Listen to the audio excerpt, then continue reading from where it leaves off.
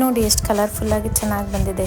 ಇದು ಮೆಕ್ಕೆಜೋಳದ ಅವಲಕ್ಕಿಯಿಂದ ಮಾಡಿದಂತಹ ಚೂಡ ಅಥವಾ ಮಖಾ ಚೂಡ ಅಂತಾರೆ. ನಮ್ಮ ಕಡೆ ಗೊಂಜಾಳ ಅವಲಕ್ಕಿಯ ಚೂಡ ಕೂಡ ಅಂತಾರೆ. ಇದನ್ನು ಅವಲಕ್ಕಿ ಚೂಡನ ಯಾವ ರೀತಿ ಮಾಡೋದು ಇದನ್ನು ಅಂತ ನೋಡೋಣ. ತುಂಬ ರುಚಿಯಾಗಿರುತ್ತೆ. ಒಂದು ಸಾರಿ ಖಂಡಿತ ಮನೆಯಲ್ಲಿ ಟ್ರೈ ಮಾಡಿ ನೋಡಿ. ಇದಕ್ಕೆ ನಾನು ಅರ್ಧ kg ಮೆಕ್ಕೆಜೋಳದ ಅವಲಕ್ಕಿಯನ್ನು ತೊಗೊಂಡಿದ್ದೀನಿ. ಮಖಾ ಚೂಡ ಮಾಡುವಂಥ ಅವಲಕ್ಕಿ ಅಥವಾ ಗೊಂಜಾಳ ಅವಲಕ್ಕಿ ಅಂತಾರೆ. ಇದು ಕಿರಾಣಿ ಅಂಗಡಿಯಲ್ಲಿ ಈಸಿಯಾಗಿ ಸಿಗುತ್ತೆ. ಇದನ್ನು ನಾನು ಅರ್ಧ kg ಅಷ್ಟು ತೊಗೊಂಡಿದ್ದೀನಿ. ಇದು ಈಗ ಹಸಿಯಾಗಿದೆ.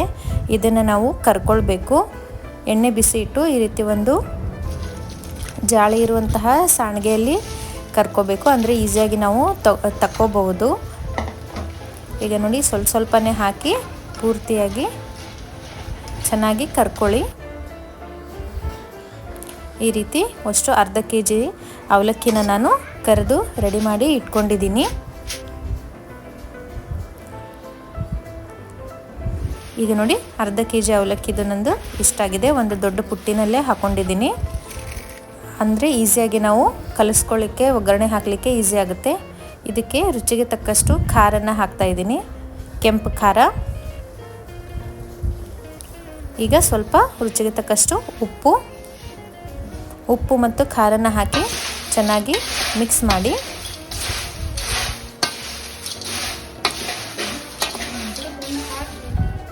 ಈಗ ನೋಡಿ ಅದೇ ಎಣ್ಣೆಯಲ್ಲಿ ನಾನು ಒಂದು ಬಟ್ಲಿನಷ್ಟು ಪುಟಾಣಿನ ಅದೇ ಎಣ್ಣೆಯಲ್ಲಿ ಕರ್ಕೊಳ್ತಾ ಇದ್ದೀನಿ.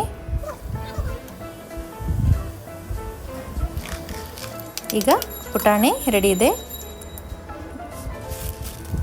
ನಾವು ಕರೆದಿಟ್ಕೊಂಡಂತಹ ಅವಲಕ್ಕಿನಲ್ಲಿ ಹಾಕ್ಕೊಳ್ಳಿ. ಈಗ ಒಂದು ಬಟ್ಲು ಒಣ ಕೊಬ್ಬರಿಯನ್ನು ಎಣ್ಣೆಯಲ್ಲಿ ಫ್ರೈ ಮಾಡ್ಕೊಳ್ಳಿ. ಇದು ಗೋಲ್ಡನ್ ಬ್ರೌನ್ ಆಗೋ ತನಕ ಫ್ರೈ ಮಾಡಿ ಕೊಬ್ಬರಿನ.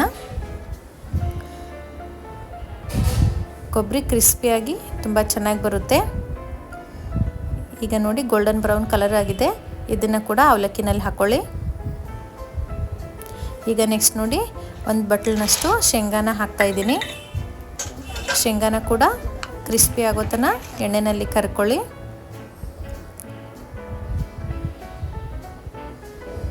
ಈಗ ಇದನ್ನು ಕೂಡ ಅವಲಕ್ಕಿನಲ್ಲಿ ಹಾಕ್ಕೊಳ್ಳಿ.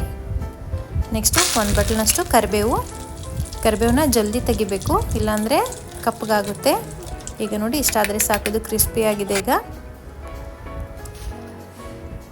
ಎಲ್ಲವನ್ನ ನಾವು ಕರೆದಿಟ್ಕೊಂಡಂಥ ಅವಲಕ್ಕಿನಲ್ಲೇ ಹಾಕ್ಕೊಳ್ಳಿ. ಈಗ ಒಂದು ಸ್ವಲ್ಪ ಬೆಳ್ಳುಳ್ಳಿನ ಹಾಕ್ತಾಯಿದ್ದೀನಿ. ಬೆಳ್ಳುಳ್ಳಿನ ಸ್ವಲ್ಪ ಜಾಸ್ತಿ ಹೊತ್ತು ಎಣ್ಣೆಯಲ್ಲಿ ಫ್ರೈ ಮಾಡಿ, ಅಂದರೆ ಕ್ರಿಸ್ಪಿ ಆಗುತ್ತೆ.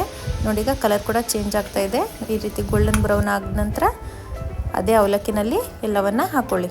ಈಗ ಒಣ ಮೆಣಸಿನ್ಕಾಯಿ, ಇದು ಕೂಡ ಕ್ರಿಸ್ಪಿ ಆಗಬೇಕು.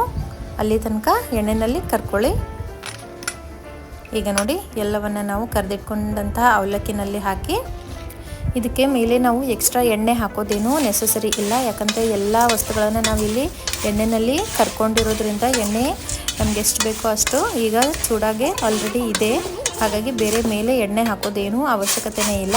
ಈಗ ಎಲ್ಲವನ್ನು ಚೆನ್ನಾಗಿ ಮಿಕ್ಸ್ ಮಾಡ್ಕೊಳ್ಳಿ. ದೊಡ್ಡದಾದಂಥ ಪುಟ್ಟಿನ ತೊಗೊಂಡ್ರೆ ಈ ರೀತಿ ಈಸಿಯಾಗಿ ಮಿಕ್ಸ್ ಆಗುತ್ತೆ. ನಿಮ್ಮದು ಕ್ವಾಂಟಿಟಿ ಕಡಿಮೆ ಇದ್ದರೆ ಕೈನಲ್ಲಿನೇ ಆರಾಮಾಗಿ ಮಿಕ್ಸ್ ಮಾಡ್ಕೊಳ್ಬಹುದು. ಈಗ ನೋಡಿ ಇದು ನಮ್ಮದು ಚೂಡ ರೆಡಿಯಾಗಿದೆ. ಇದಕ್ಕೆ ಸ್ವಲ್ಪ ರುಚಿಯಾಗಿದ್ದರೆ ಚೆನ್ನಾಗಿರುತ್ತೆ. ಹಾಗಾಗಿ ಸ್ವಲ್ಪ ಪುಡಿ ಸಕ್ಕರೆನ ಹಾಕ್ತಾಯಿದ್ದೀನಿ. ಸಕ್ಕರೆನ ಮನೆಯಲ್ಲೇ ಮಿಕ್ಸರ್ನಲ್ಲಿ ಪುಡಿ ಮಾಡಿಕೊಂಡು ಅದನ್ನು ನಾನು ಹಾಕಿ ಮಿಕ್ಸ್ ಮಾಡ್ತಾಯಿದ್ದೀನಿ. ಈಗ ನಮ್ಮ ಮಖಾ ಚೂಡ ರೆಡಿಯಾಗಿದೆ. ತುಂಬ ಡಿಫ್ರೆಂಟಾಗಿ ಈಸಿಯಾಗಿ ಮಾಡ್ಕೊಳ್ಬಹುದು. ಒಂದು ಸಾರಿ ಖಂಡಿತ ಟ್ರೈ ಮಾಡಿ ನೋಡಿ. ಯಾವ ರೀತಿ ಇದೆ ರೆಸಿಪಿ ಇಷ್ಟ ಆಯ್ತಾ ಅಂತ ಕಾಮೆಂಟ್ ಮಾಡಿ ತಿಳಿಸಿ. ದಯವಿಟ್ಟು ಜಾಯಿಂಟ್ ಫ್ಯಾಮಿಲಿ ಫುಡ್ಗೆ ಎಲ್ಲರೂ ಸಬ್ಸ್ಕ್ರೈಬ್ ಆಗಿ, ಲೈಕ್ ಮಾಡಿ, ಶೇರ್ ಮಾಡಿ ಹಾಗೂ ಕಾಮೆಂಟ್ ಮಾಡಿ. ಧನ್ಯವಾದಗಳು.